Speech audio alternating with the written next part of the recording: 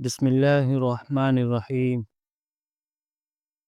حضرت ابن عمر رضی اللہ عنہ سے روایت ہے، رسول اللہ صلی اللہ علیہ وسلم نے فرمایا، جو شخص اپنے مال، سونا، چاندی اور رقم کی زکوٰۃ ادا نہیں کرتا، قیامت کے دن اس کے مال کو اس کے سامنے گنج سام کی صورت میں لایا جائے گا، جس کی آنکھوں پر 2 سیاہ نقطے ہوں گے۔ وہ اسے چمٹ جائے گا، اس کے گلے کا توق بن جائے گا اور کہے گا، میں تیرا خزانہ ہوں، میں تیرا خزانہ ہوں۔ سنن نسائی، حدیث نمبر 2483۔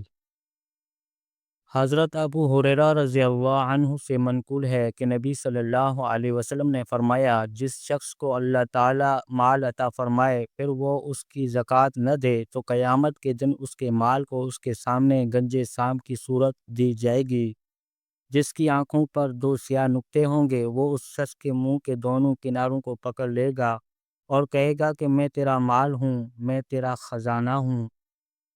پھر آپ صلی اللہ علیہ وسلم نے یہ آیت تلاوت فرمائی، وَلَا يَحْسَبَنَّ الَّذِينَ يَبْخَلُونَ بِمَا آتَاهُمُ اللَّهُ مِنْ فَضْلِهِ۔